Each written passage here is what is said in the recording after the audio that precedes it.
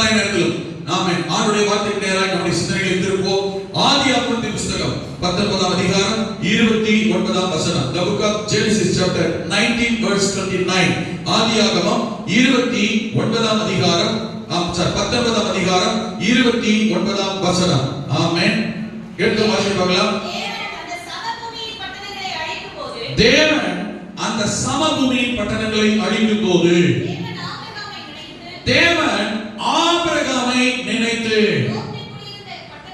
லோத்து குடியிருந்த பட்டணங்களை தாம் கவிழ்த்து போடுகையில் லோத்தை அந்த அழிவின் நடுவில் இருந்து தப்பி போகும்படி அனுப்பிவிட்டார்.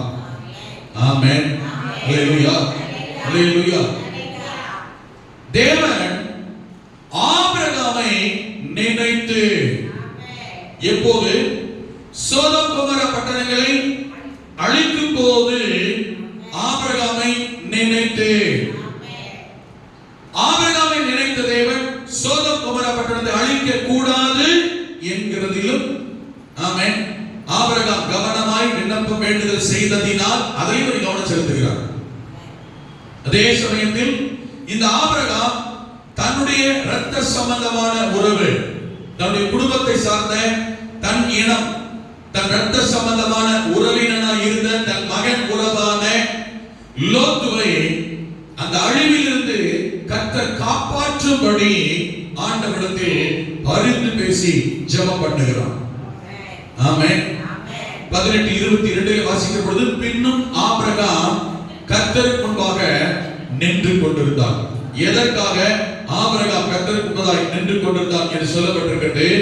சோதோம் கொமோரா பட்டணம் அழிக்கப்படாதபடிக்கும் ஆமென் தேசத்தின் ஜனங்களுக்காகவும் தன்னுடைய குடும்ப ஜனங்களுடைய ரட்சிப்பு விடுதலை பாதுகாப்பு ஆசீர்வாதத்திற்காகவும் இந்த ஆபிரகாம் கர்த்தருக்கு முன்பாக நின்றான், பரிந்து பேசினான், ஜெபம் பண்ணினான். அல்லேலூயா. கடந்த வாரத்தில் இந்த சம்பவம் சூழ்நிலைக்கான பின்னணி என்னை கடந்த வாரத்தில் கவனித்தோம். மறுபடியும் அதிலே போகாமல் எதிலே நாம் நிறுத்தி இருக்கிறோமோ அதிலிருந்து தொடர கர்த்தர் கிருபை செய்வாராக. ஆமென். சொல்லும் பொழுது முடிக்கும் பொழுது இந்த வார்த்தைகளை சொல்லிதான் முடிந்திருக்கிறோம்.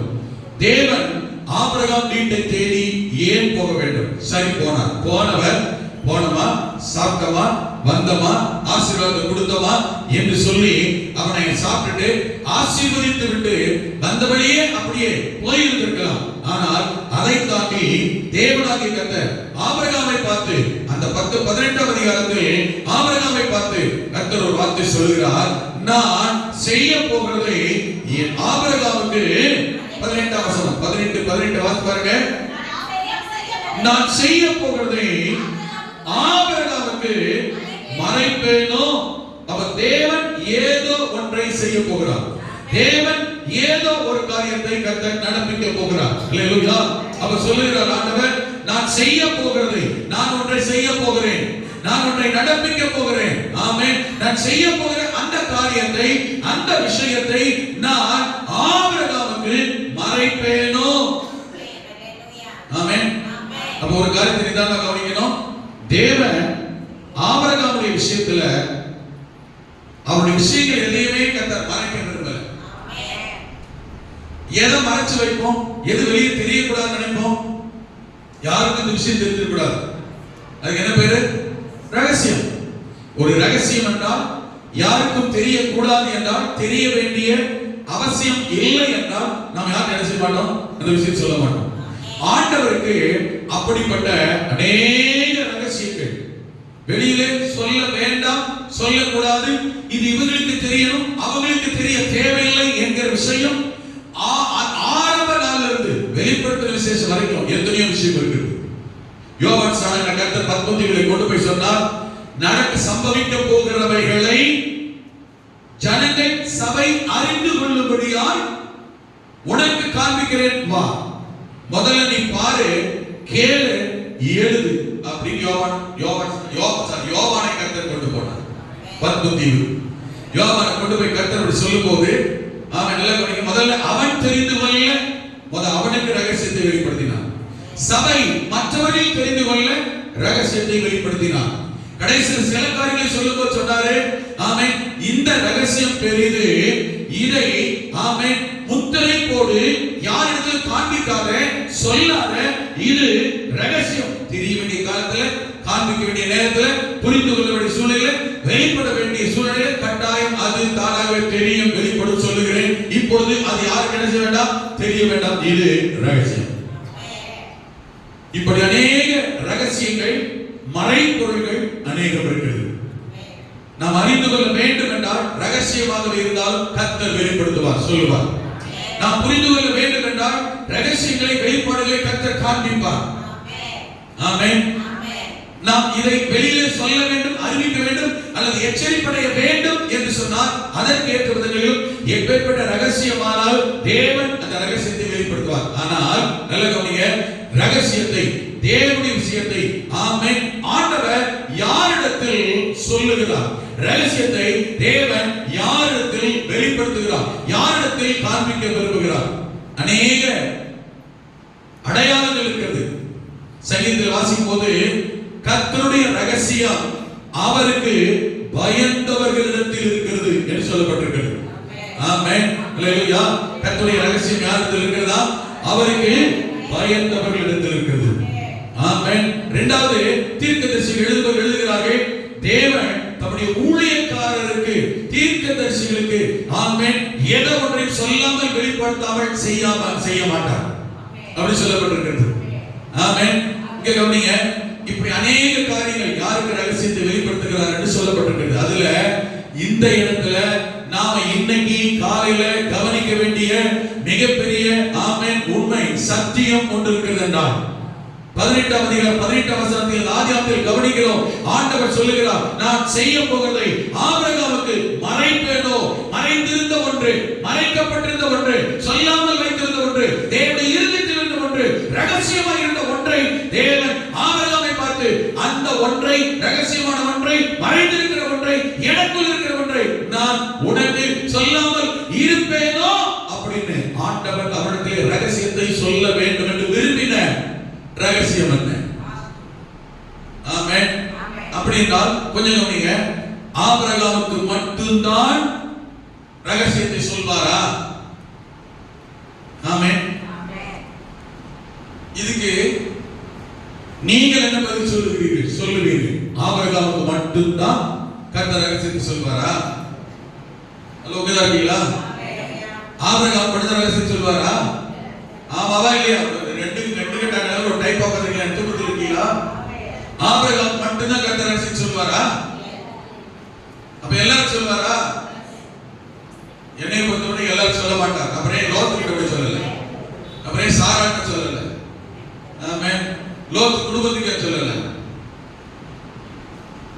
மற்றவர்களுக்கு ஏன் சொல்லல? ஒரு கிளாரிபிகேஷன். ஆபிரகாமுக்கு தான் சொல்லுவாரானா, ஆபிரகாம் மாதிரி இருக்கிறவர்கிட்ட கர்த்தர் சொல்லுவார். அல்லேலூயா. ஆபிரகாம் கிட்ட தான் சொல்லுவார், மற்ற யாரும் சொல்ல மாட்டாரா? சொல்ல மாட்டார். அப்புறம் யார்கிட்ட தான் சொல்லுவாரு? ஆபிரகாமை போல இருக்கிறவர்கள் இடத்தில் தான் கர்த்தர் சொல்லுவாரே தவிர, ஆபிரகாம் கூட இருந்து விடுகிறதுனாலோ, ஆபிரகாமோட ஒட்டி இருக்கிறதுனாலயோ, ஆபிரகாம் சொந்தக்காரன் என்கிறதுனாலயோ, ஆபிரகாம் உறவுக்காரன் என்கிறதுனாலயோ கர்த்தர் அவரிடத்தில் சொன்ன ரகசியத்தை சொல்ல வேண்டியதை மற்ற எல்லாருக்கும் சொல்ல வேண்டிய அவசியம் இல்லை. யாரா இருந்தா கர்த்தர் சொல்வார், ஆபிரகாமை போல இருந்தால் தான் சொல்லுவார். ஆபிரகாம் பேர் வச்சுட்டு சொல்ல மாட்டார். ஹலோ, உங்க இருக்கீங்களா? அப்படி என்றால் ஆபிரகாமை தேடி வந்து ஆபிரகாமிடத்தில் நான் சொல்ல வேண்டும் என்றால் ஆபிரகாம் எப்படிப்பட்டவனாக இருந்தான்? ஏன் அவரிடத்தில் கர்த்தர் ரகசியத்தை சொல்ல வேண்டும்? உங்களிடத்திலும் என்னிடத்திலும் கூட தேவன் சொல்ல விரும்புகிறார். ஆனால் ஆண்டவருக்கு உங்கள் மேலும் என் மேலும் உங்களிடத்திலும் என்னிடத்திலும் ஒரு எதிர்பார்ப்பு, நம்பிக்கை தேவையா இருக்கிறது. நீங்களும் நானும் ஆபிரகாமாய் இருக்க வேண்டும் என்று கர்த்தர் விரும்புகிறார். ஆபிரகாமை போல இருக்க வேண்டும் என்று கர்த்தர் விரும்புகிறார். அப்படி என்றால் தேவனுடைய ரகசியங்களை அறிந்து கொள்ளும் அளவுக்கு இந்த ஆபிரகாம் எப்படிப்பட்டவனாக இருக்கிறான்? ஏன் ஆண்டவர் ஆபிரகாமிடத்திலே தேசத்தையும் கிராமத்தையும் பட்டணங்களையும் இவன் உறவின் சொந்தக்காரன் அழிக்கப்பட போகிற செய்தியை ஏன் இவனுக்கு கர்த்தர் சொல்ல வேண்டும்? ஆமென். ஏற்கனவே நான் சொன்னேன், ஒண்ணு, இந்த ஆபிரகாம் பரிந்து பேசுகிறவன், தேவனுக்கு தான் இருக்கிறவன், ஆண்டவரத்தை சொல்லுகிறவன், விண்ணப்பிக்கிறவன், ஜெபிக்கிறவன். எதற்காக? ஒண்ணு, தேசத்துக்காய் ஜெபிக்கிறவன். கடந்த வாரத்தில் சொன்னேன், நாம் மற்றவர்களுக்காய், தேசத்திற்காய், நாம் குடியிருக்கிற பட்டணங்களுக்காய், தெருக்களுக்காய் ஜெபிக்க வேண்டும். ஆமென் சொல்லுங்க. அல்லேலூயா. எத்தனையோ பேர் உண்மையான சத்தியத்தை, தெய்வத்தை, தேவனுடைய அன்பை, ரட்சிப்பை, பரலோகத்தை தெரியாமல், காணாமல் எங்கெங்கேயோ தேடி அலைந்து கொண்டிருக்கிறார்கள். நாட்களை, காலத்தை, ஆயுஷ்காலத்தை, பணத்தை, சொத்துக்களை விரயம் பண்ணி கொண்டிருக்கிறார்கள். ரட்சகர் இயேசுவே அவர்தான் இந்த உலகத்தில் எல்லா மனிதருக்காக, உங்களுக்காக, எனக்காக அந்த சராசரியை படைத்தவர். இந்த பூமியிலே மனிதனாய் பிறந்து, ஆமென், நம்முடைய பாவ சாப ரோகங்களுக்காக கல்வாரி சிலுவையில் மரித்து அடக்கம் பண்ணப்பட்டு உயிரோடு எழுந்தவர், இன்று உயிரோடு இருக்கிறவர். அவரிடத்திலே வருகிறவர்களை, அவரை விசுவாசிக்கிறவர்களை, பாவ மன்னிப்புக்காய், நித்திய ஜீவனுக்காய் அவரை விசுவாசித்து ஏற்றுக்கொள்கிற யாரையும் தேவன் புறம்பே தள்ளாமல், எப்பேற்பட்ட நிலைமையில் இருந்தாலும் அவர்களை சொந்த ஜனமாய் ஆண்டவர் ஏற்றுக்கொள்கிறார், அவர்களை மன்னிக்கிறார், அவர்களை ஆசீர்வதிக்கிறார், நித்திய ஜீவன் பரலோகத்துக்கு கொண்டு போய் சேர்க்கிறார். அல்லேலூயா. ஆமென். இது உங்களுக்கும் எனக்கும் உரியது மட்டும் அல்ல. உலகத்தில் இருக்கிற எல்லா தேசம், எல்லா நாடு, ஊரு, நகரம், கிராமம், தெருக்களில் உள்ளவர்களுக்கும் இந்த இயேசுவின் ரட்சிப்பு, இயேசுவின் ஆசீர்வாதம், நித்திய ஜீவன், பரலோகம் தேவை. அப்ப அதுக்காக இதை உணர்ந்து யாரெல்லாம் செபிக்கிறார்களோ, வேண்டுதல் செய்கிறார்களோ, பரிந்து பேசுகிறார்களோ, ஆமென், ஜனங்களுக்காய், ஆத்துமாக்களுக்காய், ஆமென், இரக்கம் பாராட்டுகிறார்களோ, அவர்கள் எல்லாரையும் கர்த்தர் பயன்படுத்துகிறார். அவர்கள் விண்ணப்பத்தை கேட்கிறார், அவர்களை தேவன் ஆசீர்வதிக்கிறார். இன்னொரு விஷயம், அவர்களிடத்தில் ரகசியத்தை கர்த்தர் சொல்லுகிறார். ஆமென். தேசம் இன்னைக்கு தேசம் மிக இக்கட்டான அழிவின் பாதையில் போய் கொண்டு உலகத்தான பூமி அக்கினிக்கு இரையாக வைக்கப்பட்டிருக்கு சொல்லப்பட்டிருக்கு. இன்னைக்கு நாளைக்கு அடுத்த வருஷமா, 2 வருஷம், 3 வருஷமா, 100 வருஷமா கச்சல் அழியாது. அதுக்கு பிறகு வானமும் பூமி கட்டா இருக்க போறது இல்ல. இந்த பழைய பூமி கட்டா இருக்க போறது இல்ல. அது இன்னைக்கும் நாளைக்கு அழியாது. ஆனா அழிவுக்கு நேரம் வைக்கப்பட்டிருக்கு. ஆனால் அதற்கு முன்பதாய் ஆவிக்குரிய ரீதியில் கவனிக்க வேண்டிய ஒன்று, நீங்களும் நானும் ஆண்டுடைய வருகை காலத்தில் வாழ்ந்து கொண்டிருக்கிறோம். இந்த வான பூமி உடனே போலிய பதியப்படல, வருகை இருக்கும். ஆமென். 7 உபத்திரவம் வச்சிருக்கோம். அதுக்கப்புறம் யுத்தம் நடக்கணும். ஆமென். அதுக்கப்புறம் ஆமென் 1000 வருட அரசாட்சி நடக்கணும். அதுக்கு பிறகு சாத்தான் கட்ட வைக்கப்படணும். அதுக்கு பிறகு ஒரு யுத்தம் நடக்கணும். அப்போ நியாய தீர்ப்பு, வெள்ளைசிங்காச நியாய தீர்ப்பு இருக்கும். நியாய தீர்ப்புக்கு பிறகுதான் ஆமென் இந்த வான பூமி அழிக்கப்படும். அதுக்கு பிறகுதான் புதிய வானம், புதிய பூமி என்று தோன்றும். ஆமென். நிறைய காரியங்கள் நடக்க வேண்டியிருக்கிறது. இப்ப நான் சொன்னது எல்லாமே எப்ப நடக்குது தெரியுமா? வருகைக்கு பின்னாடி. இதுக்கு முன்னாடி நடக்க வேண்டிய ஒன்று ஆண்டுடைய வருகை. இயேசுவின் வருகை இருக்குமானால் இருக்கும்போது ஆமென் அந்த வருகையில் நீங்களும் நானும் போய் சேர்ந்து விட வேண்டும், எடுத்துக்கொள்ளப்பட வேண்டும். அந்த வருகை என்னைக்கு எப்ப இருக்குன்னு தெரியாது. அதனால எப்போது வேண்டுமானால் இருக்கலாம், எப்போது வேண்டுமானால் அவர் வந்தால் போய் சேர நாம் ஆயத்தமா இருக்க வேண்டும். வருகையில் போய் சேர கர்த்தர் உங்களுக்கு கிருபை செய்வாராக. அப்ப வருகையில யார் வராங்களோ நித்திய ஜீவனுக்குள் பிரவேசிக்கிறார்கள் அர்த்தம். அந்த நித்திய ஜீவன் இல்லாத ஜனங்கள் இப்பொழுதே நித்திய ஜீவனை அடைய நீங்களும் நானும் ஜெபிக்க வேண்டியது மிக மிக மிக மிக அவசியமான ஒன்று. அல்லேலூயா. ஆமென். அதற்காக கர்த்தர் முன்னக்கூட்டியே நாம் அப்படிப்பட்டவர்களுக்காக ஜெபிக்க, நித்திய ஜீவனை அறிவிக்க, சுவிசேஷம் சொல்லும்படியாய் உங்களையும் என்னை கர்த்தர் முன்னக்கூட்டியே முன்பதாக ஃபர்ஸ்ட் நம்ம செலக்ட் பண்ணியிருக்கிறார். அல்லேலூயா. நம்பர் 1, இவன் தேசத்திற்காக கர்த்தருக்குதாய் நிற்கிறவன். இரண்டாவது சொல்லப்பட்டிருக்கிறது ஆமென் இந்த லோத்து தேசத்துக்காக மாத்திரம் அல்ல, தன்னுடைய இரத்த சம்பந்தமான குடும்ப உறவுகளும் ஆண்டவரை அறிந்து கொள்ள, ஆமென் ரட்சிக்கப்பட, கர்த்தரை ஆண்டவருக்குள் வர, தங்கள் ஆத்துமா ஜீவனை பாதுகாத்துக் கொள்ள வேண்டும் என்பதற்காக, தன்னுடைய சொந்த குடும்பத்தார் ரட்சிக்கப்பட வேண்டும் என்பதற்காக தேவ சமூகத்தில் பரிந்து பேசுவார், மன்றாடுவார் என்பதற்காக தேவன் ஆபிரகாமுக்கு ஆமென் செய்ய போகிறதை ஆபிரகாமுக்கு ஆண்டவர் சொன்னார். ரகசியத்தை கர்த்தர் வெளிப்படுத்தினார். இந்த கால நேரத்தில் நல்ல கவனிங்க, தெய்வீக ரகசியம், தேவ ரகசியம், பரலோக திட்டங்கள் ரகசியம், எதிர்கால திட்டங்கள் ரகசியங்கள், எதுவானாலும் எதையானாலும் கர்த்தர் உங்களுக்கும் எனக்கும் சொல்ல ஆண்டவர் அவன் விரும்புகிறார். சொல்றாரா? சொல்லுவாரா? இல்ல. ஏன்னா நாம யாரா இருக்க விரும்புகிறார்? ஆபிரகாமை போல கர்த்தர் இருக்க விரும்புகிறார். ஆபிரகாமுடைய குணாதிசயம் நம்பர் 1, தேவனுக்கு முன்பதாய் நிற்கிறவன், பரிந்து பேசுகிறவன், ஜெபம் பண்ணுகிறவன். ஜெபிக்கிற போது ஆண்டவர் ரகசியங்களை அவன் சோதம் குமாரப்பட்ட அழிக்கப்பட போகிறதை அழிக்கப்படுகிறவரிடத்திலே கர்த்தர் சொல்லவில்லை, இவனிடத்தில் சொன்னார். அந்த அந்த தேசத்தில் குடியிருக்கிற அவன் லோத் அழிக்கப்பட போகிறான் என்றதை அவனிடத்தில் சொல்லவில்லை, இவனிடத்திலே கர்த்தர் சொன்னார். ஏன் தெரியுமா? இவன் தான் தேவ சமூகத்தில் கர்த்தருக்கு முன்பதாய் நிற்கிறவன், பரிந்து பேசுகிறவன். அல்லேலூயா, ஆமென்.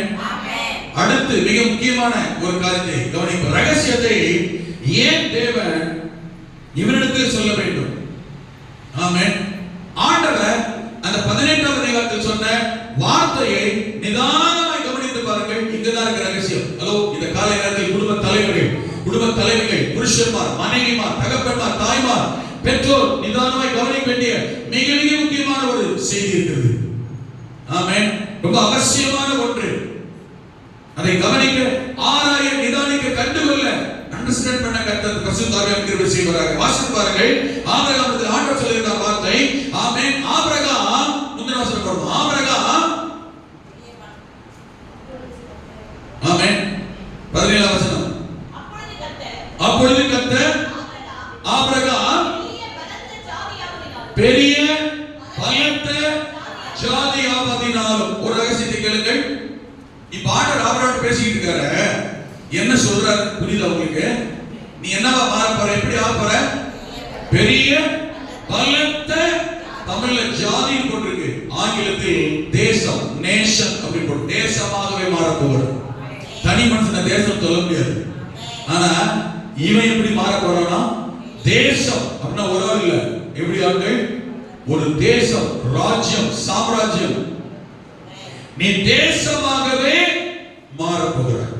இப்ப சொல்லும் போது ஆபிரகாமுக்கு அடையாளமோ அறிகுறியோ ஒரு பிள்ளை கூட, தேசமா மாறுது, அது ஒரு பிள்ளை கூட இல்ல, ஒரு குழந்தை கூட கிடையாது. நல்லா கவனிக்கணும். கர்த்தரோட ஆசீர்வதிப்பேன் சொல்லும் போது நீ பெரிய ஜாதி, பலத்த ஜாதி, பெரிய தேசமாகவே மாற போகிறாய் சொல்லுகிற போது ஆபிரகாமுக்கு குழந்தையே பிள்ளையே இல்லை.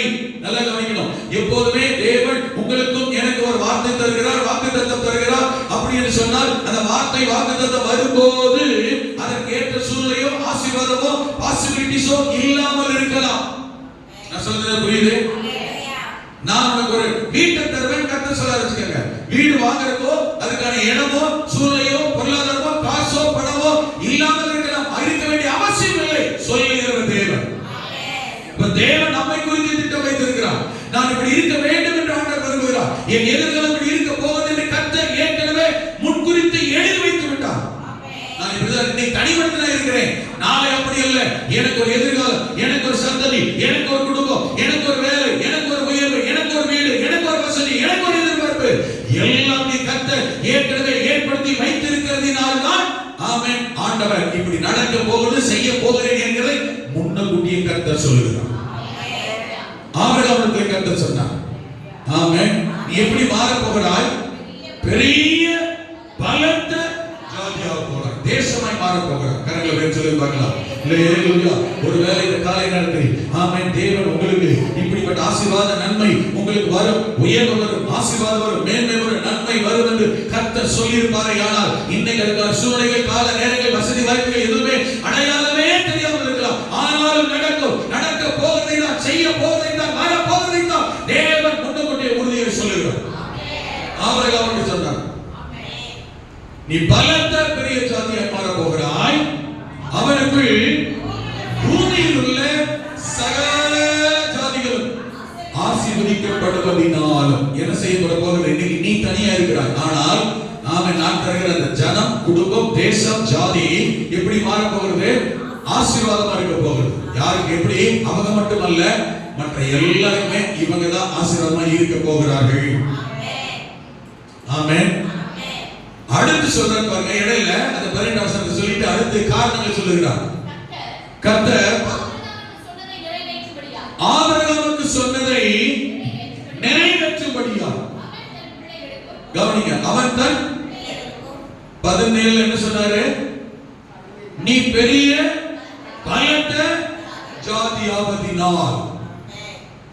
உன் பிள்ளைகளை எதிர்கால சந்ததி குறித்து கர்த்தர் சொல்கிறார். உன் சந்ததி பெரிய லெவல்ல வரப்போகுது, பெருக போகுது. ரைட்? வளர போகிற, பிறக்க போகிற, வளர போகிற, பெரிய ஜனக்கூட்டமாக போகிற உன்னுடைய சந்ததி எப்படிப்பட்டவங்களா இருக்கணும், உன்னுடைய எதிர்காலம் எப்படிப்பட்டதா இருக்கணும், உன்னுடைய சந்ததி எப்படிப்பட்டதா இருக்கணும், உன்னுடைய குடும்பம் எப்படிப்பட்டதா இருக்கணும், உன்னுடைய பிள்ளைகள் எப்படிப்பட்டதா இருக்கணும்.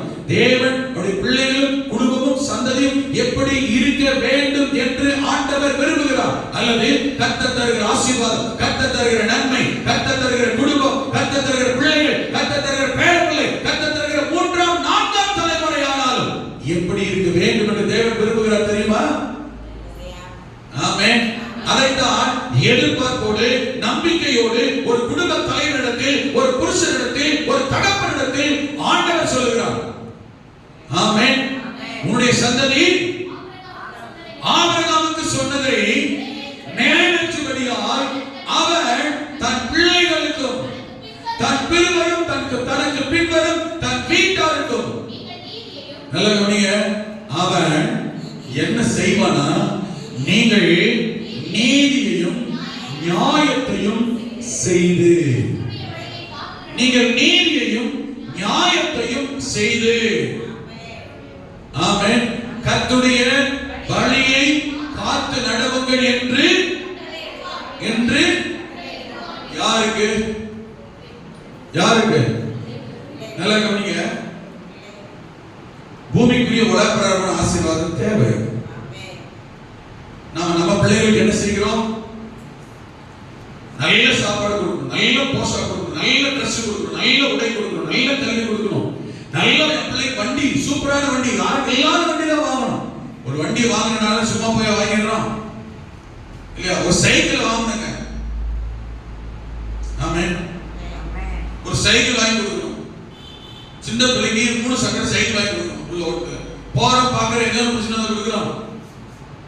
இது எப்படி இருக்கு, அது எப்படி இருக்கு, கால் வலிக்குமா, கை வலிக்குமா, மாட்டிக்குமா, இடுப்பு வலிக்குமா, எழுதுமா, நிக்குமா, ஈஸியா உட்காருமா, போகுமா, மிதிக்க முடியுமா, ஆமென், வயலா இருக்கா, குட்டையா இருக்கா, உட்கார கரெக்டா இருக்கா, அது என்ன 1.5 வயசு 1 வயசு 1.5 வயசு தான், அதை தூக்கி உட்காரு, அது ஓட்டுறதுக்கு ஏதோ ஒன்று வாங்கி கொடுக்குறோம். சரி, கொஞ்சம் பெரிய சைக்கிள் ஓட்டுமே, எக்ஸசைஸ் பண்றதுக்கு, இல்ல ஸ்கூல் போறதுக்கு, இல்ல வேலைக்கு எங்கேயோ ஒரு சைக்கிள் ஏதோ ஒன்று வாங்கி கொடுக்குறோம். ஒரு சைக்கிள் வாங்கி கொடுக்குறோம், என்ன செய்யணும், அது இது தேவை. ஒரு செருப்பு எடுக்கணும்னு வச்சுக்கோங்க, 100 ரூபாய் செருப்பு, ஸ்லீப்பர் செருப்பு, பாத்ரூம்ல போற செருப்பு 100 ரூபாய். ஆத்துக்குள்ள போற எதையோ போட்டு போன சொல்றோம், இல்ல அதுவும் எதையோ வாங்கி போகுது. இதுல போடுறதுன்னா அதுல போடுறது, இப்படி பாக்குறதுன்னா அப்படி பாக்குறதுன்னா அடியில திரும்பி பாக்குறதுன்னா குஷனா இருக்கா பாக்குறதுன்னா அப்படி இருக்கா பாக்குறதுன்னா வலிக்குதா பாக்குறதுன்னா வலி குடுதான் பாக்குறதுன்னா 100 ரூபாய் கொடுத்து செருப்பு வாங்கி பாத்ரூம்ல போடுறதுக்கு. அப்போ உலக பிரார்த்தனை ஒரு கட்சி பாங்க, ஒரு கட்சி பாங்க, 5 ரூபாய் ஒரு கட்சி, அல்ல 7 ரூபாய் ஒரு கட்சி, ஒரு 10 ரூபாய் ஒரு கட்சி வச்சுக்கோங்க, கட்சி பாங்க. மூஞ்சி தொலைக்கிட்ட ஏதோ பாக்குறோம், அதை வாங்கி இப்படி பாக்குறது, இந்த போட்டு மேட்ச் ஆகா, ஆமென், பிரிச்சு பார்த்தா உள்ளே போட்டு அவ்வளவுதான். ஒரு சின்ன கட்சி, நல்ல நீங்க இந்த யோசிச்சு பாருங்க, எந்த பொருளா இருக்கும், சின்னதோ பெருசோ உலகப்பரமா பூமிக்குரிய எதை வாங்கினாலும் ஏனோ தானோன்னு எப்படியோ ஒண்ணு இஷ்டத்துக்கும் இருக்கட்டும் பரவாயில்ல எடுக்கிறது உண்டா? செலக்ட் பண்ணி தானே எடுக்கிறோம், செலக்ட் பண்ணி தானே பிள்ளைகளுக்கு கொடுக்கிறோம், செலக்ட் பண்ணி தானே வாங்க நினைக்கிறோம், ஆமென், பரவாயில்ல அட்ஜஸ்ட் பண்ணிக்கன்னு சொல்றோமா, சொன்னாலும் கேட்போமா, கேட்குறீங்களா? கேட்க மாட்டாங்க. அப்போ உலக பிரகாரமான பூமிக்குரிய காரியத்துல எல்லா பெற்றோர் பிள்ளைகளுக்கு செய்ய வேண்டியது அவசியம் செய்கிறோம். ஓகே, கொஞ்சம் கவனிக்கணும், கொஞ்சம் கவனிக்கணும். ஆனா நம்முடைய கான்சென்ட்ரேஷன் எதுல இருக்கு, நோக்கம் எதுல இருக்கு, பிள்ளைகள் வந்துட்டால சிந்தை எதுல இருக்கு, அதிகமா எதை ஃபோக்கஸ் பண்ணுகிறோம், எதை வலியுறுத்துகிறோம்? பெற்றோராகிய நாம் எதிலே நம்முடைய சிந்தையை பார்வையை அதிகமா செலுத்துகிறோம்? சாப்பாடு, உலக பிரகாரம், பூமி, உடுத்துறது, எதில் ஆண்டு அதிகமா கவனம் செலுத்த தேவையில்லைன்னு சொன்னாரோ அதெல்லாம் நாம் அதிகமா கவனம் செலுத்துவோம். உனக்கு உடையும் இருக்கு இருக்கிறது, கவலைப்படாத, பரமபிதா அறிந்திருக்கிறார், எல்லாம் தேவை பாரு அப்படின்னு சொல்லி இருக்கிறார். நாம சரி பண்றோமா? ஆமென். கவனிங்க, ஆபிரகாம் பிள்ளையே இல்லாதிருந்த போதே உனக்கு மிகப்பெரிய சந்ததி எதிர்கால தேசத்தை தருவேன்னு சொன்னாரு. சொல்லி கர்த்தர் என்ன சொன்னார்னா, அப்படி பிள்ளையை தரும்போது ஒரு நாள் பட்டியா போடுறாத, சாதாரண ஸ்கூல்ல சேர்த்துறாத, ஆமென், பழைய ட்ரெஸ் வாங்கி கொடுத்துறாத, அரைகுறையான ட்ரெஸ் கொடுத்துறாத, கர்த்தர் என்ன பண்ணாரா? ஆமென். நமக்கு தெரியும், அவர் சொல்லாமலேயே ஆட்டோமேட்டிக்கா அந்த அறிவு நமக்குள்ள வேலை செய்யும். ஹலோ, உங்கதான் இருக்கீங்களா? அவர் சொல்லாமலேயே நமக்கு ஆட்டோமேட்டிக்கா அந்த அறிவு என்ன செய்யும்? அவன் சோறு ஊட்டணும், பால் ஊட்டணும், கஞ்சி ஊட்டணும், அவன் காலகாலத்தில் வளரும் போது போஷாக்கு கொடுக்கணும், இந்த ட்ரெஸ் கொடுக்கணும், அவன் இப்படிதான் ட்ரெஸ் போடணும், இப்படிதான் பகட்டா இருக்கணும், மேனியா இருக்கணும், பெஸ்டா இருக்கணும், சொல்லாமலேயே தானாகவே நமக்குள்ள அனிச்ச செயலாக நடக்குது. அதிகமாய் நம்முடைய கவனம், சிந்தை, எண்ணம், போக்கஸ் பிள்ளைகள் மேல இதுக்கு தான் போகுது. உலக பிரகாரமான காரியத்துக்கு அதிகமா போகுது. ஆனா கர்த்தர் என்ன சொன்னார் தெரியுமா? கர்த்தர் என்ன சொன்னார் தெரியுமா? ஆமென். திரளா உனக்கு தேசமாகவே வரும். அப்புறம் சாப்பாடு போட மறந்துடாத, சோறு போட மறந்துடாத, ட்ரெஸ் கொடுக்க மறந்துடாத, படிக்க வைக்க மறந்துடாதன்னு கர்த்தர் சொல்லலங்க. ஆனா நாம் அதில் அதிக கவனம் செலுத்துகிறோம். கர்த்தர் சொன்னது என்ன தெரியுமா? இதில் அதிக கவனம் செலுத்தாமல் போய்விடக் கூடாது, கவனம் செலுத்த வேண்டும் என்பதற்காக அன்றைக்கே கர்த்தர் சொன்னார். என்ன சொல்ல தெரியுமா? அவன் தனக்கு பின்வரும் தன் வீட்டாருக்கும் நீங்கள் நீதியையும் நியாயத்தையும் செய்து கர்த்தருடைய வழியை காத்து நடவுங்கள் என்று சொல்லுங்க. என்று என்ன செய்வானா? கட்டளையிடுவான், சொல்லுவான், கற்றுக் கொடுப்பான், போதிப்பான். ஆமென்.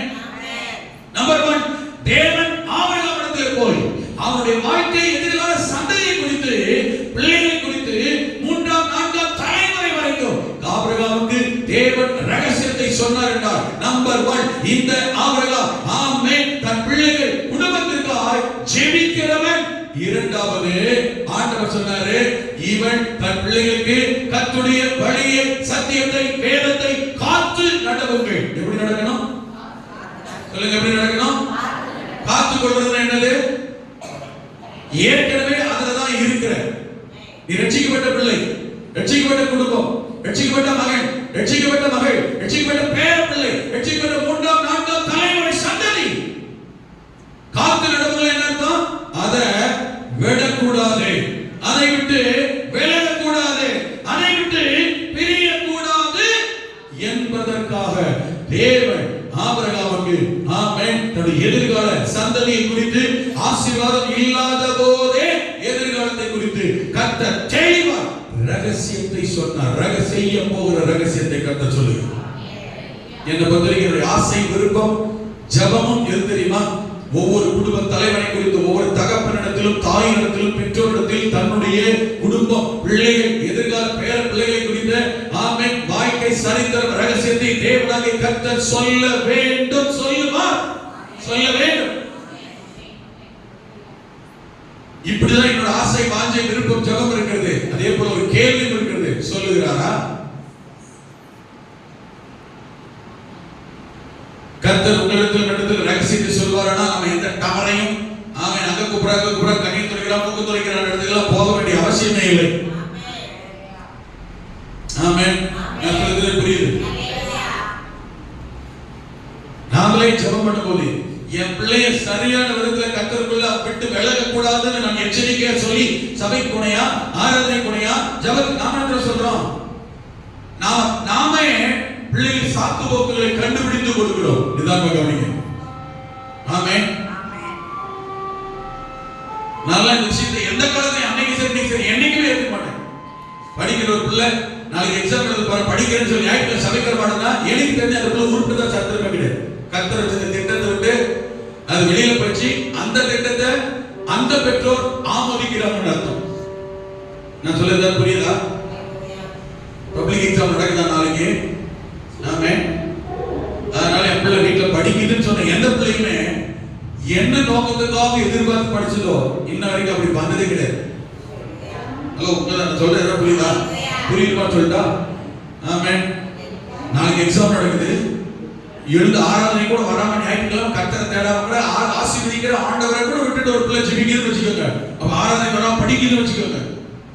என்ன நோக்கத்துக்காக படிக்குது? அப்ப நாளைக்கு எக்ஸாம் எழுதிட்டா அந்த எக்ஸாம்ல என்ன நடந்துரும்? 100க்கு 100 எடுத்துருவோம். அதை விட்டுட்டு நீ படிக்கணும்னு சபைக்கு போயிட்டா, ஜெபத்துக்கு போயிட்டா, கர்த்தரை தேடி போயிட்டா என்ன ஆக மாட்டோம்? ஃபெயில் ஆகிடுவோம்.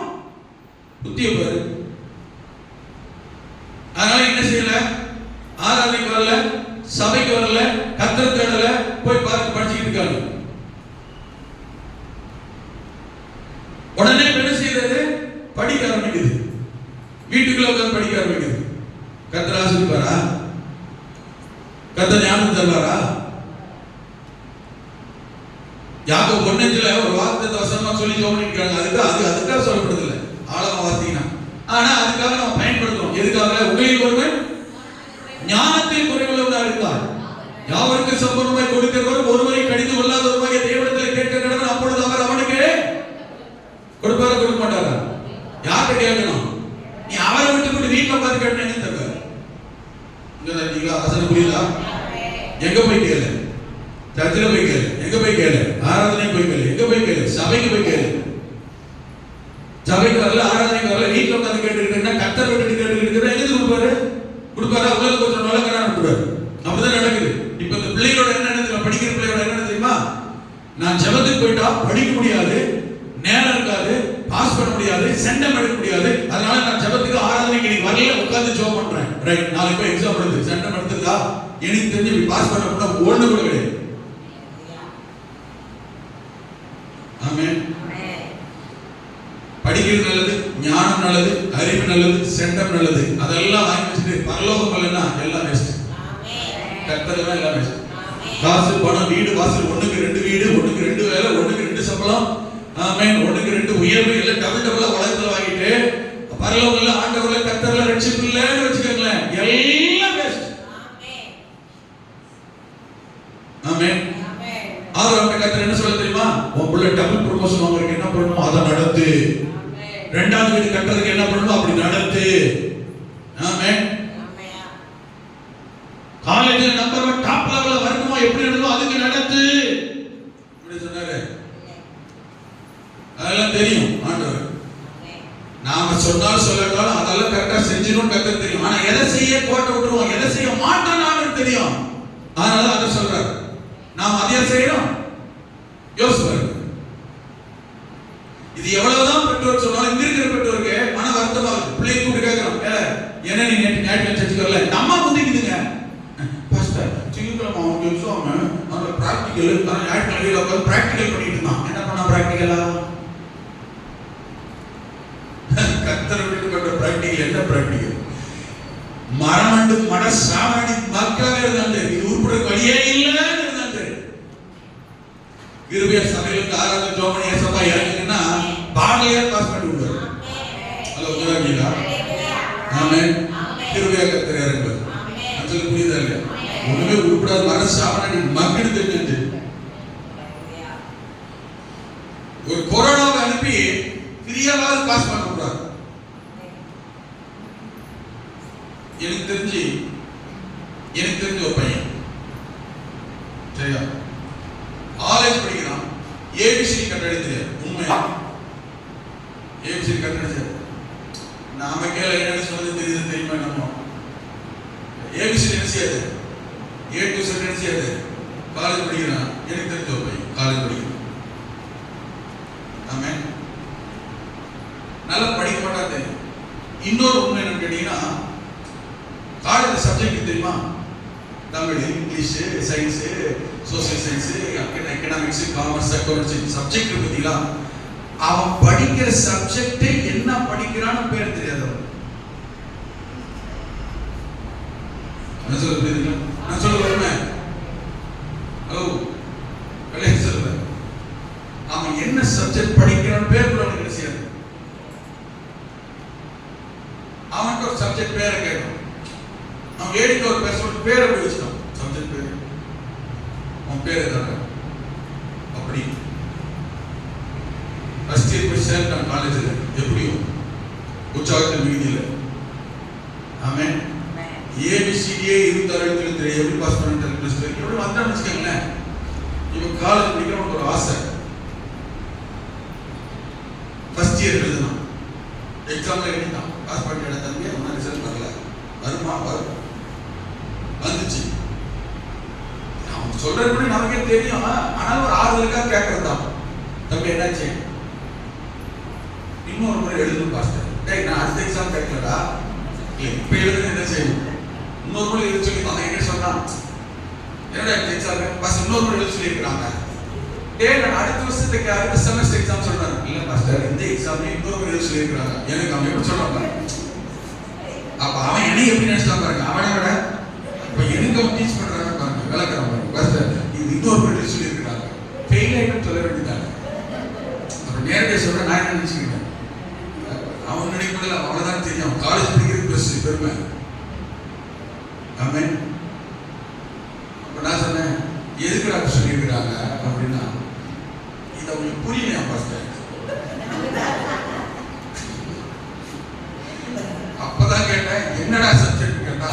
வாழ்நாள கேட்டது சும்மா நான் பாருங்க அப்படி ஒரு சப்ஜெக்டாடா என்னடா நான் யார்கிட்ட கேட்டேன். அப்போ சரி எப்படி எழுதுறான்னு கொஞ்சம் கவனிங்க. ஆனா அவன் எப்படி பண்ணிருக்கா சர்ச்சு ஜபம் இந்த ஆணுடைய காரியம்னா ரொம்ப அதுல பயங்கர சின்சியரா இருக்கும். எனக்கு தெரிஞ்ச அவன் நான் படிச்சு ஒரு நாள் பார்த்தேன் எங்கேயாவது உட்காந்து படிக்கலாம் அப்படின்னு வேணும்னாலும் என்ன செய்வான் ஒரு வராதுன்றக்காக மேலே சதுக்கிற புத்தகத்தை படிச்சுக்கணும். என்னடா பண்றேன் நடந்தது கேளுங்க. ஆனா ஜபம் கர்த்தருடைய காரியம் ஆணுடைய விஷயம்னா அதுக்கு முக்கியத்துவம் கொடுக்கும். இதுதான் ஏறல இதுலயே என்ன செய்வோம் கரெக்டா இருக்கும். கரெக்டா கொரோனா வந்துச்சு.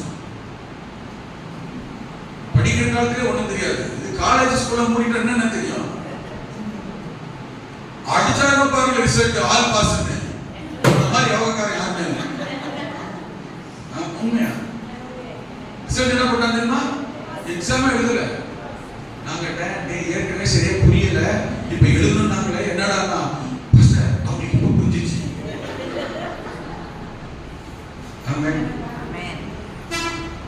இது ஏற்புடையதல்ல உண்மையாலுமே ஆல் பாஸ் போட்டாங்க. ஆமென். நான் சொல்ல புரியுதுங்களா? நான் என்ன சொல்றேன் உனக்கு போட முடியாது எல்லாரும் சிந்தனை வந்துருக்க ஆண்டரே இந்த பிள்ளைங்க திரும்ப நினைச்சு ஜோம் பண்ண ஆரம்பிச்சு இன்னொரு கொரோனா வந்து ஆண்டவரே. ஆமாங்க எதுக்குன்னு கேட்டா இந்த 10th + படிக்கிற பிள்ளைங்கலாம் ஆண்டவரே எங்க காலத்துல ஒரு அனுப்புங்க. எதுக்குன்னு கேட்டா இவங்க படிக்கிற காலத்துல எல்லாம் ஆமென் ஆல் பாஸ் போட்டாங்க. ஆனா இவங்களுக்கு எக்ஸாம்ல பயந்துட்டு இப்படி எல்லாம் ஜோம் பண்ண ஆரம்பிச்சிட்டாங்க. ஆண்டவரே இப்ப ஆட்சி பண்றாரு அவரே எப்ப வேணா ஆட்சி பண்ணட்டும் ஆண்டவரே ஏன்னா பாஸ் பண்ணது அவர் தான்.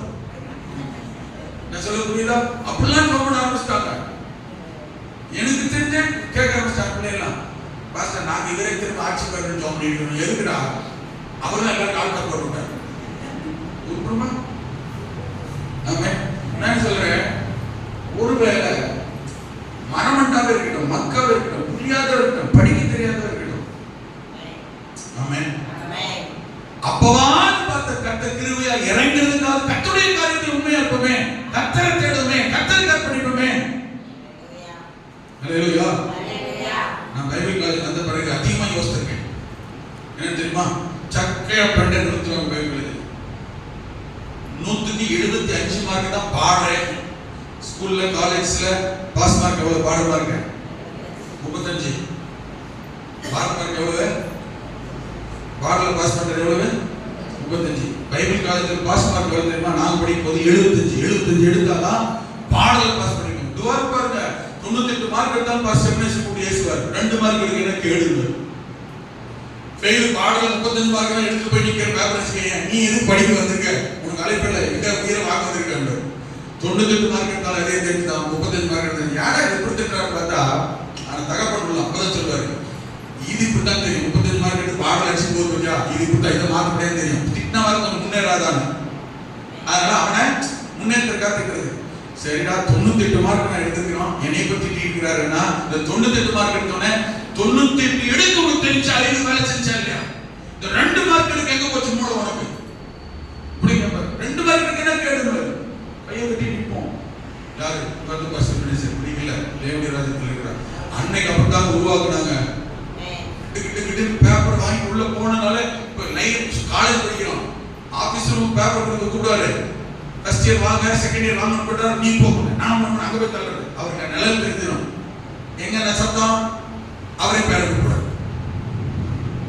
காலேஜ் படிக்கிறோம் பயத்தில் இருக்கும் இந்த பயபக்தி பயம்னா ஒரு பயபக்தி இருக்கும் அப்படி படிச்சு நிற்கிறோம். அப்ப யோசிச்சிருக்கேன் நான் என்ன தெரியுமா காலேஜ்ல இங்க வந்து 75 மார்க் எடுத்திருக்கு கக்கூசில பாத்ரூம்ல டாய்லெட்ல டியூட்டில வேப்ப மரத்தடியில குங்கும மரத்தடியில புளிய மரத்தடியில உட்கார்ந்து என்ன செய்யணும் மறைமுகமா எக்ஸாம்ல உட்கார்ந்து படிச்சுக்கிட்டு இருக்கிறேன். இப்படி ஒழுங்கா காலேஜ் வரைக்கும் போனா அங்க செக்குலர்ல படிச்சிருந்தா இரவரை டாப் லெவல்ல போயிருக்கோமே அங்கதான் போய் அறிவிச்சு. ஆனாலும் கர்த்தர் கிருபையா ஒரு நாள் எங்கேயும் கைவிடாம அந்த காலேஜ்ல வந்து சேர்ந்து அங்க படிக்க ஆமென். காலேஜ்ல 2.2 மார்க்ல 82.4 பாஸ் சால்மன் கிங்ஸ் தெரிவிக்கிறார். நான் 82.2 அடுத்த லெவல் 2 பாயிண்ட்ல ஃபர்ஸ்ட் கிரேட் மிஸ் பண்ணிட்டேன். ஃபர்ஸ்ட் கிளாஸ்ல பாஸ் பண்ண கர்த்தர் உதவி செஞ்சார். ஆமென்.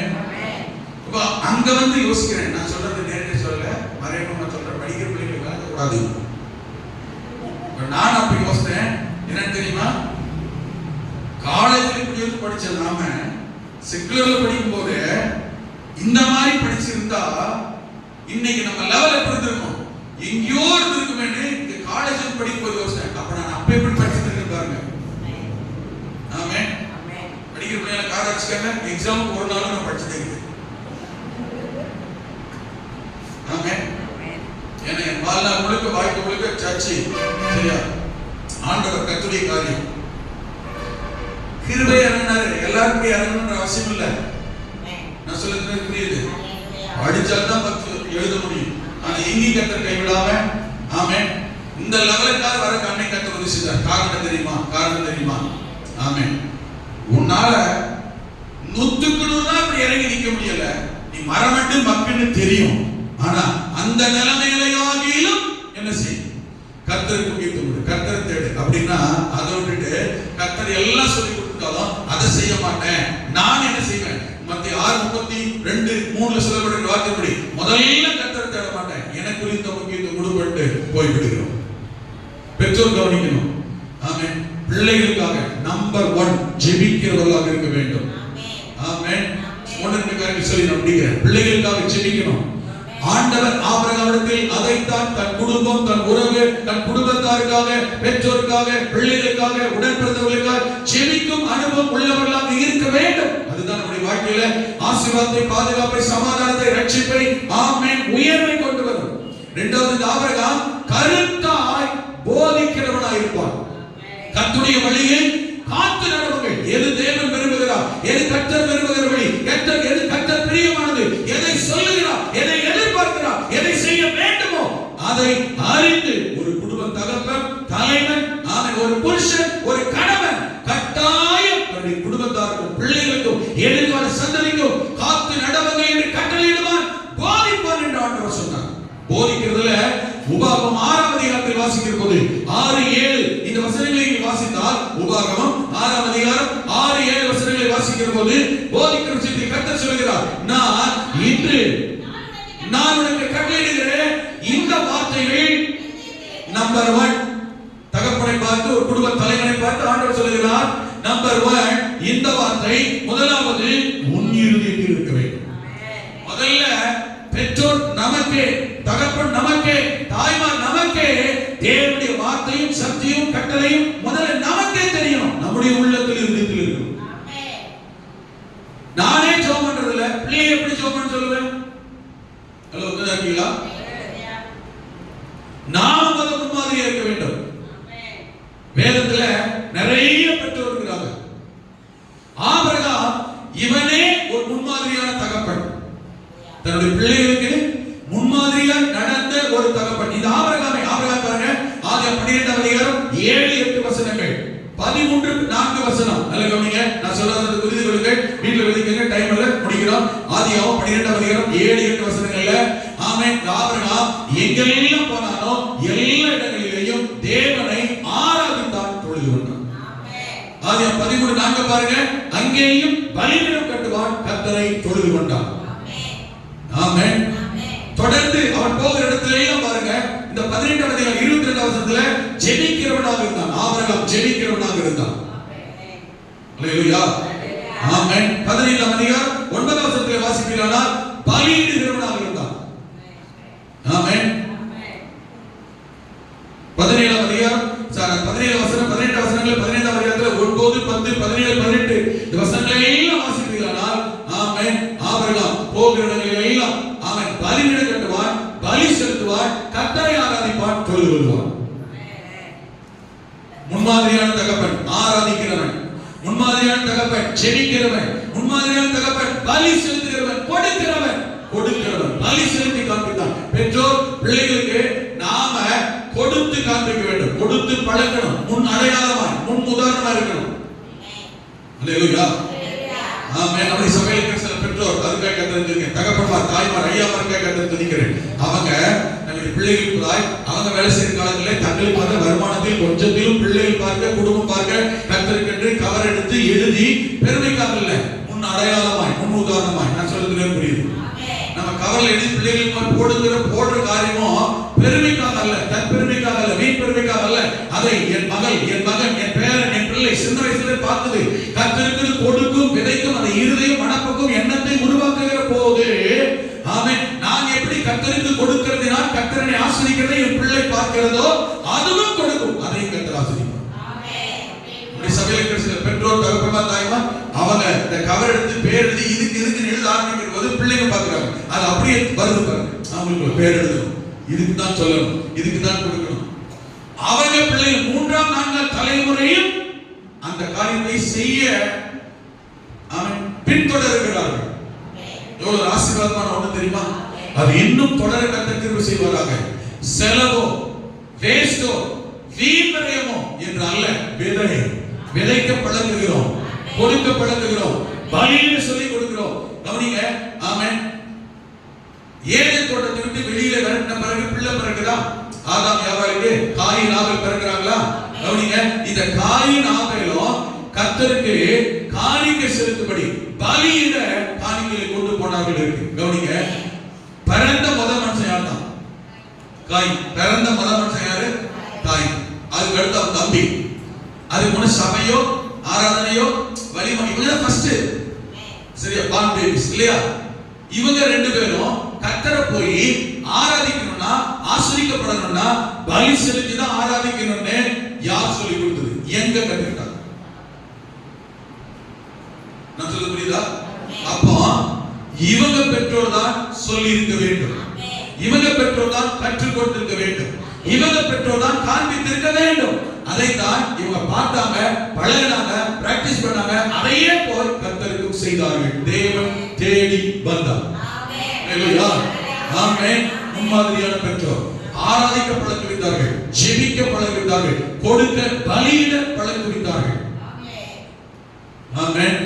பிள்ளைகள் என்ன செய்யக்கூடாது தெரியுமா? கொடுக்க சொல்லி கொடுக்கணும், உற்சாகப்படுத்தணும், தடை பண்ணவோ தடுக்கவோ கூடாது. ஹalleluya, ஆமென். நான் சாட்சி சொல்றேன், பெருமைக்கா சொல்றேன், பெருமைக்கா சொல்லல, நீங்க தப்பா நினைக்கக்கூடாது. எங்க மகன் மதுரையில் படிக்கும் போது 500 ரூபாய் கொடுப்பேன், இப்போ 1000 ரூபாய் கொடுக்குறேன். சரியா?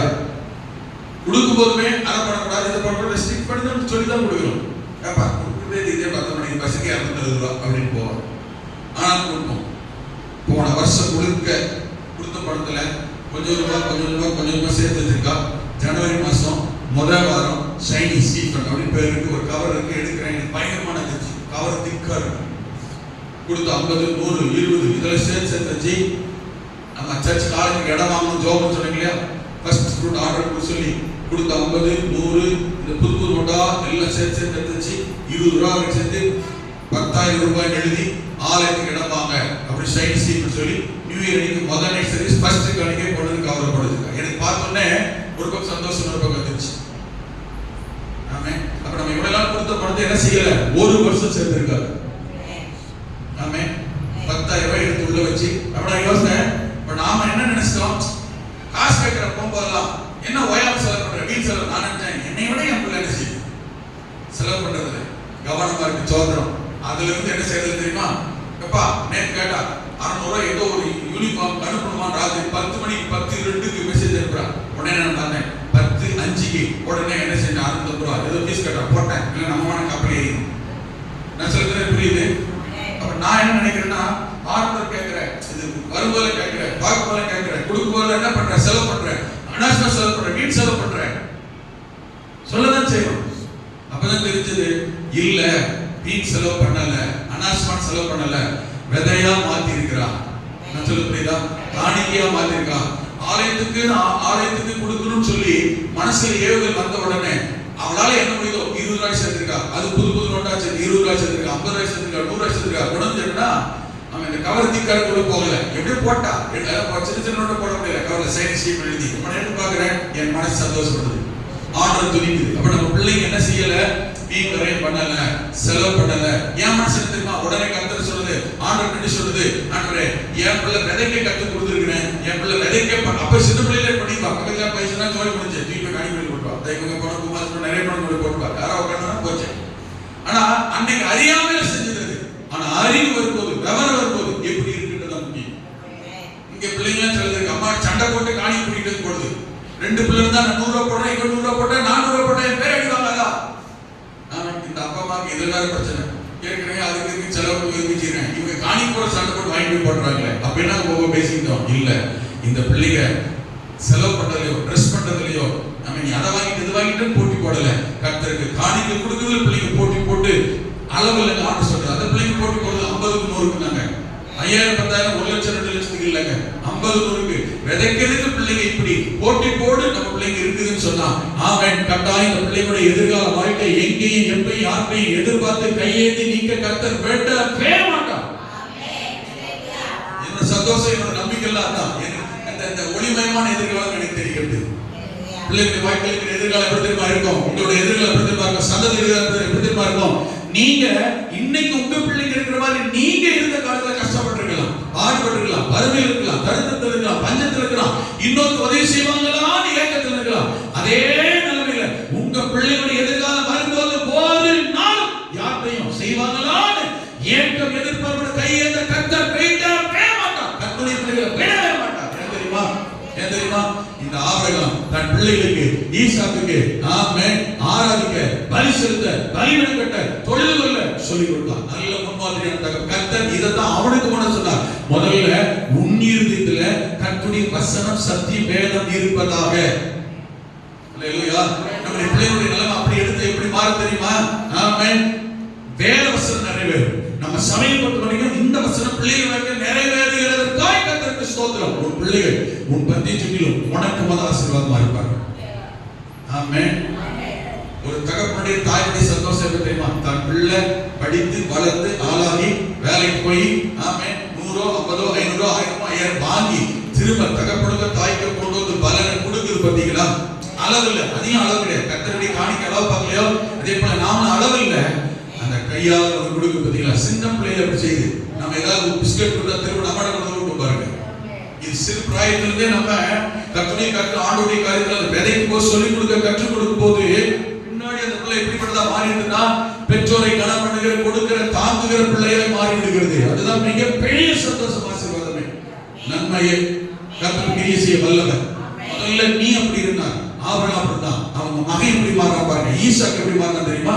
வேதத்தில் வாசிக்கும் பொழுது ஆதியாகமம் 26 25 வசனம் சரியா எழுதிக்கங்க, ஜெபம் பண்ணலாம். ஆதியாகமம் 26 அதிகாரத்துல 25 வசனத்துல கர்த்தர் ஈசாக்கை தேடி போய் இந்த தேசத்துல இருன்னு சொல்றாரு. ஈசாக்கு அந்த தேசத்துல குடியிருக்கிறான். கர்த்தருக்கு ஒரு பலிபீடம் கட்டினான். தகப்பனுடைய வேலை தெரியுமா? எங்கெல்லாம் போறானோ ஆபிரகாம் பலிபீடம். இவனு பாருங்க, கர்த்தர் இந்த தேசத்துல குடியிருந்தாரு, பலிபீடம் கட்டுறாங்க. 32 வசனம் 33 வசனம் 26 அதிகாரத்துல வாசி பாருங்க. ஆமென். அங்கே கர்த்தருக்கு ஒரு பலிபீடம் கட்டுகிறான்.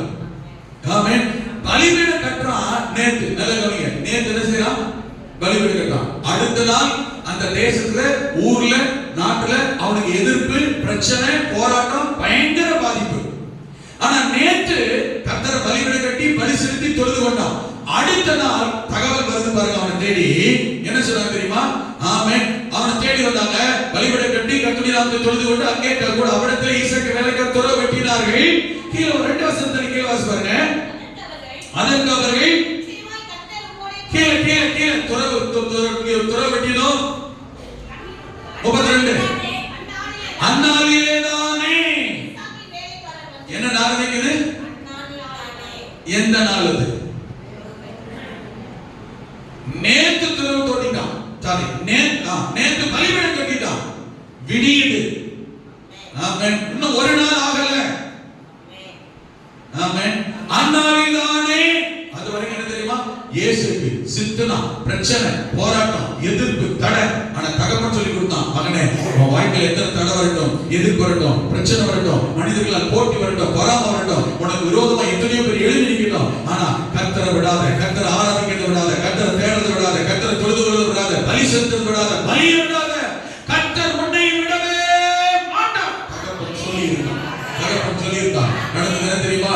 எத்தனை தடை, எதிர்ப்பு, அபுகுலைக்கு நண்பர்கள், அனுசாத்தி எத்தனையோ பேர் வராங்க. ஆமென். ஆனா கர்த்தரை தேடுறதையும் பலிபீடத்தையும் ஆராதனையும் விடவே இல்லை. அந்நாளில் தானே ஈசாக்கு வேலைக்காரர் வந்து தாங்கள் துறவு வெட்டின செய்தி அவனுக்கு அறிவித்து தண்ணீர் கட்டோம் என்றார்கள். கண்ணில் கட்டி வெள்ளம் வைக்கப்படுகிறாங்க. ஆமென். இதுவரை வராத நன்மை, தடையோட தடை, எதிர்ப்பு, குழப்பம், பிரச்சனை, போராட்டம் எல்லாம் ஆமென் என்ன தெரியுமா? கர்த்தரை தேடுகிற, ஆராதிக்கிற, செபிக்கிற, விதைக்கிற, கொடுக்கிற, பலிகள் கட்டுகிற, பலி செலுத்துகிற காரியங்களில் அவன் முன்மாதிரியானவன். அல்லேலூயா, ஆமென்.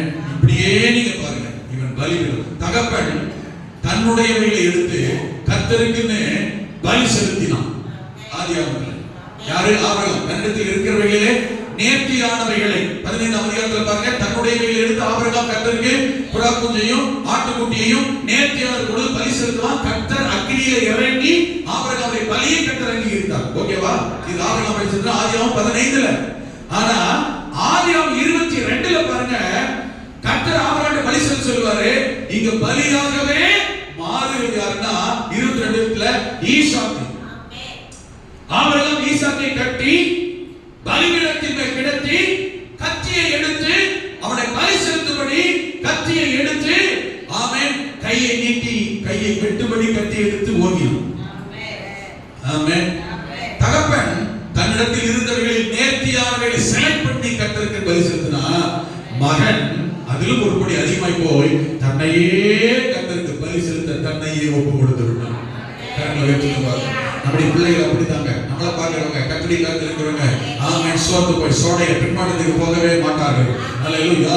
இந்த காலை நேரத்தில் ஆமென், நான் செய்ய போவது என் தாசனாகி ஆபிரகாமுக்கு மறைப்பேனோடு சொன்னேன். நான் செய்ய போறத மறக்க மாட்டேன். ரகசியத்தை வெளிப்படுத்தி வந்திருக்கிறேன் சொன்ன மிக முக்கியமான காரியங்கள் ஒன்று, இந்த ஆபிரகாம் தன்னுடைய எதிர்கால சந்ததியை ஆமென் எனக்குள்ள நடத்துவான், என்னை குறித்து போதிப்பான், சத்தியத்தை உணர்த்துவான், வேதத்தை உணர்த்துவான், அவர்களுக்காக ஜெபம் பண்ணுவான், அவர்களுக்கு முன்ன அடையாளமாக உதாரணமாய் வாழ்ந்து காட்டுவான் என்பதற்காகவே ஆபிரகாமை தேடி கர்த்தர் போனார். ரகசியத்தை சொன்னார், வெளிப்பாடுகளை தந்தார். இந்த காலை நேரத்தில் உங்களுக்கும் எனக்கும் நம்முடைய குடும்பங்களை குறித்து, எதிர்காலத்தை குறித்து, சந்ததியை குறித்து, பிள்ளைகளை குறித்து, பேரப்பிள்ளைகளுக்கு, 3ஆம் 4ஆம் தலைமுறைகளை குறித்து கர்த்தர் உங்களுக்கும் எனக்கும் காரியத்தை, ரகசியத்தை, தேசத்தை குறித்த ரகசியம், நம்முடைய குடும்பங்களை குறித்த, பிள்ளைகளை குறித்த வெளிப்பாடுகளை கர்த்தர் சொல்லுவார். அல்லேலூயா. பிள்ளைகளுக்கு குறித்த வெளிப்பாடு இருக்கிறதா? நீங்க பிள்ளை வெளியே போது, படிக்கும் போது ஏதோ ஆபத்து வருது, பிரச்சனை வருது, பிள்ளை ஏதோ சிக்கல் இருக்கு, பிரச்சனை இருக்கு, வெளியே சொல்லுவேன், கவலையில இருக்கு, பாருங்க, இதை குறித்த ஒரு உணர்வோ, ஒரு உந்துதலோ, ஒரு வெளிப்பாடோ, ஒரு தரிசனமோ உங்களுக்கு தெரியுதா? தெரியும். நான் சொல்றது புரியுது? ஆமென். நீங்க மகன் என்ன செய்யறா? பஸ்ல ஏறப்பற ஏதோ பிரச்சனை வர எனக்கு மனசு தோணுதா? தோணுது விடக்கூடாது. எது கர்த்தர் காட்டுற தெரியுமா? ஜெபம் பண்ணு, உட்கார் கர்த்தர் சமத்துல ஆண்டவர்கிட்ட பேசு, பிள்ளைக்கு புத்தி சொல்லு, கவனமா இரு, ஏறும்போது இறங்க, ஜோமனையான கேளு, வேத வார்த்தையா கேளு, கர்த்தரோட போன்னு சொல்லு, ஆண்டவரை பாருன்னு சொல்லு. ஆமென். சமயம் கிடைக்கும் போது பேசும்போதெல்லாம் ஆண்டவர் குறித்து, விசுவாசம் குறித்து ஜெபம். நம்ம பிள்ளைங்க வாலி பிள்ளைங்க வளர்ந்து வருது, பிள்ளைங்க பேர பிள்ளைங்களாம் கூட என்ன செஞ்சு வாலி பிள்ளைங்களா வளர்ந்து வர ஆரம்பிச்சுட்டு ரொம்ப நம்மளை விட விவரம். நம்ம பிள்ளைங்க நீங்க இருக்கிறதா நாம அன்னைக்கு அந்த விவரம் கிடையாது. நான் சொல்லுங்களா, இன்னைக்கெல்லாம் பயங்கர டேலண்ட் விவரமா இருக்கு. அதனால நம்ம பிள்ளைங்க என்ன நினைக்குதுன்னா, அவங்க படுற சில கஷ்டத்தையோ பிரச்சனையோ, அவங்க சந்திக்கிற சில பாதிப்புகளை நமக்கு தெரியக்கூடாது. நம்ம கேட்டா கஷ்டப்படுவோம், நம்ம கேட்டா வருத்தப்படுவோம், நம்மளால அப்பா அம்மா என்னதுக்கு வேதனைப்படணும், தாத்தா பாட்டி வேதனைப்படணும் சொல்லி பிள்ளைங்க சில நேரத்துல அதோடைய கஷ்டத்தையும் வேதனையும் பாடுகளையும் பெற்றோர்கிட்ட சொல்றது இல்லை. சில நேரங்களில் போன் பண்ணும்போது பேச்சு வேற மாதிரி இருந்தா, சவுண்ட் வேற மாதிரி இருந்தா, வாய்ஸ் வேற மாதிரி இருந்தா, நாம கட்டாயம் பண்ணி கேட்கிறோம், என்ன நீ வித்தியாசமா இருக்க, சரி புத்தியா, காத்துடிக்க, என்ன பிரச்சனை, இல்லையே ஒரு நல்லா இருக்க, தூக்கத்துல இருக்க, என்ன பண்ற கேட்கிறோம். ஆனால் அந்த நம்ம பிள்ளை மேல அக்கறை வச்சு கேட்கிறோம், அந்த பிள்ளை நம்ம மேல அக்கறை வச்சு ஏன் சொல்றது இல்லை. நல்லா தரக்க டயர்டா இருக்குமா, கொஞ்சம் பிரச்சனை இருக்கு, கவனிங்க. இப்படி பிள்ளைகள் நம்ம கிட்ட சொல்லாட்டாலும் அவங்க என்ன பாதிப்புல இருக்கிறாங்க, பிரச்சனைகள் இருக்கிறாங்க, தேவையில் இருக்கிறாங்க, நெருக்கத்தில் இருக்கிறாங்க, பலவீனத்தில் இருக்கிறாங்க, ஏதோ ஒரு பிரச்சனை சந்திக்க போறாங்க, அவங்களுக்கு விரோதம் அப்படி காரியம் நடக்கு, அவங்களுடைய பாதிப்புல இருக்கிறாங்கன்றத ஜெபிக்கிற, அக்கறை உள்ள, ஆமென், பலி செலுத்துகிற, ஆராதனை முன்னாடையாளமா இருக்கிற பெற்றோராகிய நீங்களும் நானும் கண்டுபிடிக்கும், உணரும், அறிந்து கொள்ளும் அந்த ஆவி உள்ளவர்களாக இருக்க வேண்டும். ஹலோ, நான் சொல்றது புரியுது? அல்லேலூயா. நாம கண்டுபிடிக்கணும், நமக்கு தெரியணும். போய் பார்த்து கண்டுபிடிக்கிறது இல்லை, கேட்டு பார்த்து தெரிஞ்சுக்கிறது இல்லை. அதெல்லாம் அடுத்த கட்டல கேட்காமலேயே பார்க்காமலேயே கர்த்தர் உணர்த்த வெளிப்படுத்துகிற இடத்தில் இருக்க வேண்டும். ஆண்டவர் வரணும், கர்த்தர் சொல்லணும், ஆண்டவர் இன்னைக்கு உன் மகன் ஒரு ஆபத்துல சிக்க போறான், ஒரு பாதிப்புல இருக்க போறான், இல்ல இன்னைக்கு ஒரு அதிகாரி சந்திக்க போறான், அவன் ஒரு டைப் ஆன ஜாப் பண்ணு, கர்த்தர் இருதயத்தை மாத்த வல்லவர், கிரியை செய்ய கர்த்தர் வல்லவர். இப்ப போற நம்ம பிள்ளைக்கு தெரியாது, குடும்பத்தில் உள்ளவங்க தெரியாது, வீட்டுல உள்ளவங்க தெரியாது, அப்பாவுக்கு தெரியாது, அம்மாவுக்கு தெரியாது. ஆனா இன்னைக்கு போற இடத்துல ஒரு ஆபத்து வரப்போகுது, கர்த்தர் உணர்த்திடுவார், உங்களுக்கு என்ன கர்த்தர் காமிச்சிருவார். நான் சொல்றது புரியுதா? நடக்கும். ஆண்டவர் காண்பிக்கிற தேவன், வெளிப்படுத்துகிற தேவன், கர்த்தர் சொல்லுகிற தேவன். நான் சொல்றேன், ரகசியத்தை நான் சொல்லாமல் இருப்பேனோ, மறைப்பேனோ? ஆண்டவரே கேட்கணும், என் குடும்ப காரியம், பிள்ளைகள் காரியம், வெளிப்பாட்டை மறைக்காதீங்க ஆண்டவரே, என்னை காண்பியும் ஆண்டவரே, சொல்லும் ஆண்டவரே. கேட்டு பாருங்க, எத்தனையோ பேருடைய ஜெப பிள்ளைகளை பாதுகாக்குது, உங்களுடைய கண்ணீர் பிள்ளைகளை பாதுகாக்குது, உங்களுடைய வேதனை பிள்ளைகளை பாதுகாக்குது, உங்களுடைய உபவாச பிள்ளைகளை ஆசீர்வதிக்குது. ஆமென். உங்களுடைய வேண்டுதல் பிள்ளைகளை உயர்த்துது. அல்லேலூயா. அது இன்னும் தொடரணும், இன்னும் தொடரணும். என்னைக்கோ எதிலையோ எப்பயோ ஒரு முறையில ஆனதினம் நான் கேட்கறது தெரியுமா? ஆனதினம் பிள்ளைகளை குறித்து, பேர பிள்ளைகளுக்கு, குடும்பத்தை குறித்து நான் ஆண்டவரை கேட்கிறது, உங்களை குறித்து, சபை குறித்து, சபை பிள்ளைகள் குறித்து எனக்கு சொல்ல மாட்டேன். இதைத்தான் கேட்கிறேன். கர்த்தர் கேட்பாரு. உடனே காலை நேரத்தில் ஜெபத்தை முடித்து சிலருக்கு உடனே போன் பண்றேன், கூப்பிடுறேன். எப்படி இருக்கீங்க, என்ன பண்றீங்க, எங்கம்மா இருக்க, எங்கப்பா இருக்க, என்ன? நான் சிலர்ல கூப்பிடுறேன், போன் பண்றேன். காலையிலே தோணு, மனசுல பேசணும்னு தோணும், விசாரிக்கணும்னு தோணும், ஜெபிக்கணும்னு தோணும். அல்லேலூயா. கிரியை செய்கிற ஒரு ஆண்டவர். இந்த நடத்துதல், இந்த வெளிப்பாடு உங்களுக்கும் எனக்கும் அனுதினமும் தேவை. இந்த காலை நேரத்தில் வலது கரத்தில் ஆண்டவர் பார்த்து, நான் செய்ய போகிறதை ஆபிரகாமுக்கு மறைப்பேனோ? ஏன் மறைக்கல? கொஞ்சம் சொல்லுங்க பார்க்கலாம். ஏன் மறைக்கல சொல்லுங்க பார்க்கலாம். நம்பர் 1 ஜெபிக்கிறவன். ஆமென். இரண்டாவது, அவன் போதிக்கிறவன், சொல்லிக்கிறவன், சொல்லி கொடுக்கிறவன். அதாவது பிள்ளைகளை கர்த்தர் வசனத்துக்குள்ள, சத்தியத்துக்குள்ள கரெக்டா நடந்துக்கிறவன். மூணாவது, நீயே. ஆமென். உபவாசம் இல்லையா? முதல்ல நீ உன் இருதயத்துல பதி. அப்படின்னா நீ முதல்ல அடையாளமா எடுத்துக்காட்டா மாறு. ஆபிரகாம் தன் மகனுக்கு எதிர்காலத்துக்கு எடுத்துக்காட்டா ஆராதிக்கிறதுல, ஜெபிக்கிறதுல, பலி செலுத்துறதுல முன் அடையாளமா உதாரணமா இருக்கிறது. இப்படிப்பட்ட தகப்பனை தேடி கர்த்தர் போவார், இப்படிப்பட்ட குடும்பத்தை தேடி கர்த்தர் போவார், இப்படிப்பட்ட தாயை தேடி கர்த்தர் போவார். தாய்மாரை தேடி எல்லாம் கர்த்தர் போயிருக்கிறார். ரெபெக்காட்ட சொல்லி பிள்ளைகளுக்கு குறித்து ஈசாக்கு கிட்ட சொன்னாரா? பிள்ளைகளுக்கு ரெபெக்காட்ட சொன்னாரா? அம்மாமாரு பிறக்க போகிற பிள்ளைகளை குறித்து கர்த்தர் ஈசாக்கு கிட்ட சொன்னாரா? உன் பிள்ளைங்க எப்படி ரெபெக்கா அம்மா கிட்ட சொன்னாரா? அம்மா கிட்ட தான் சொன்னார். ஹலோ, இருக்கீங்களா? நீங்க இப்படி யோசிக்காதீங்க. தகப்பன தான் சொல்லுவார் போல, தகப்பன ஜெபம் பண்ண போல, ஆபிரகாம் தான் ஜெபம் பண்ண போல, சாராண்டி சொல்லுவார், ரெபெக்காட்டி சொல்லுவார், மனோவ மனைவிட்டி சொல்லுவார். அல்லேலூயா. இருக்கீங்களா? ஆமென். உன் பிள்ளை எப்படி இருக்கணும் முதல்ல கவனிங்க. பிள்ளை எப்படி பிறக்க போது முதல்ல கர்த்தர் யோசேப்பு கிட்ட சொன்னாரா? மரியாதை சொன்னாரா? எங்க இருக்கீங்க? யார்கிட்ட சொன்னாரு? மரியாதை இருக்கு. ஆமென். பிள்ளைகளை குறித்து, எதிர்காலத்தை குறித்து, குடும்பத்தை குறித்து புருஷன் தகப்பட்ட மட்டும்தான் சொல்லுவார்ல. எதிர்கால திட்டம், ரகசியங்கள், வேலை, உயர்வு, ஆசீர்வாதங்கள் குறித்து ஆண்கள் கூட தான் சொல்லுவார்ல. பெண்கள் இடத்திலே கர்த்தர் சொல்ல வல்லவர். சில நேரத்துல இவங்க சொன்னா கேட்க மாட்டேன்றாங்க, வேலை அது இது சரியா கான்சென்ட்ரேட் பண்ண மாட்டேன்றாங்க. அம்மாவை தேடி போயிடுறாரு, மனைவி தேடி போயிடுறாரு, மரியாதை தேடி போயிடுறாரு. ஆமென். நான் சொல்ல புரியுதுங்களா? ரெபெக்காவை தேடி போயிடுறாரு. அல்லேலூயா. ஆமென். நான் என்ன சொல்றேன், அதை கேட்ச் பண்ணுங்க. அந்த கிருபை விட்டுறாதீங்க, அந்த அழைப்பு, கர்த்தரோட எதிர்பார்ப்பு விட்டுறாதீங்க. ஆண்டவர் தேடி வரும்போது நீங்க திரும்பிடாதீங்க. அல்லேலூயா. கிரியை செய்வதாக வலது கரத்தை உயர்த்தி இந்த காரியத்தில் சொல்லுங்க, ஆண்டவரே, எங்களை தேடி வருகிறவர், என்னை தேடி வருகிறவர், என் வீட்டை தேடி வருகிறவர், என் ரகசியத்தை இடத்தில் சொல்லுகிறவர், எங்களை ஆசீர்வதிக்கிற எங்கள் தேவன். இந்த காலை நேரத்தில் செய்யப்படி ஜெபிக்கிறோம். எல்லாம் வலது கரத்தை உயர்த்தி உங்களிடத்தில் ஆண்டவர் என்ன பேசினார், என்ன உணர்த்தினார் அறிக்கை செய்யுங்கள், ஒப்பு கொடுங்க. கர்த்தர் கட்டாயம் உதவி செய்வாராக. ஆமென்.